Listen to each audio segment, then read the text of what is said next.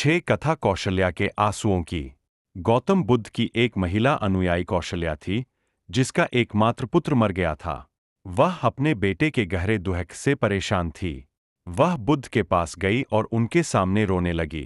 बुद्ध ने कौशल्या से कहा, दुख और पीड़ा से मुक्ति केवल तब मिलती जब हम यह समझे कि यह संसार अस्थिर और अनित्य है। हम सभी के प्रियजन एक न एक दिन हमें छोड़कर चले जाएंगे। बुद्ध की इस शिक्षा ने कौशल्या के मन को शांति दी और उसने इस सत्य को स्वीकार कर लिया।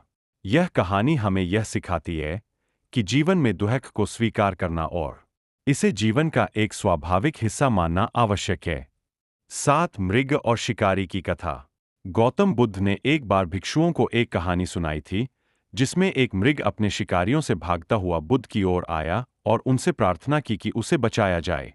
बुद्ध ने शिकारी को समझाया कि प्राणी की हत्या करना महान पाप है और उसे छोड़ने के लिए कहा। शिकारी ने बुद्ध की बात मानकर मृग को छोड़ दिया। यह कहानी अहिंसा के महत्व और जीवों के प्रति करुणा का संदेश देती है। 8 सच्चाई का पुरस्कार। एक बार गौतम बुद्ध के पास एक व्यक्ति आया और उनसे पूछा कि सच्चाई का पुरस्कार क्या है। बुद्ध ने मुस्कुराते हुए उत्तर दिया, सच्चाई अपने आप में सबसे बड़ा पुरस्कार है। जो व्यक्ति सच्चाई का पालन करता है, उसे आत्मिक शांति और आनंद मिलता है। यह कहानी हमें यह सिखाती है कि सच्चाई को किसी बाहरी पुरस्कार की आवश्यकता नहीं है, क्योंकि यह अपने आप में एक मूल्यवान आशीर्वाद है। 9 बुद्ध और गरीब महिला की कथा। एक बार बुद्ध अपने शिष्यों के साथ एक गांव गए, जहां उन्होंने देखा कि एक गरीब महिला भोजन बना रही थी। बुद्ध ने उससे कुछ भोजन मांगा। महिला ने तुरंत अपने भोजन का एक हिस्सा बुद्ध को दे दिया, भले ही वह खुद भूखी थी। बुद्ध ने उसके इस दान की प्रशंसा की और कहा कि यह सच्चे दान का उदाहरण है।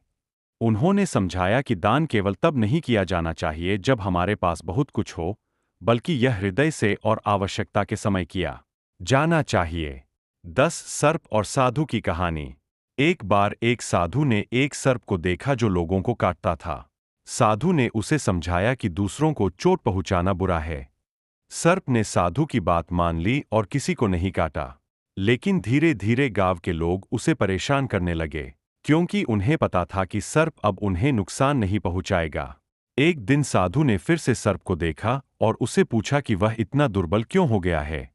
सर्प ने बताया कि उसने साधु की सलाह मानकर किसी को नहीं काटा।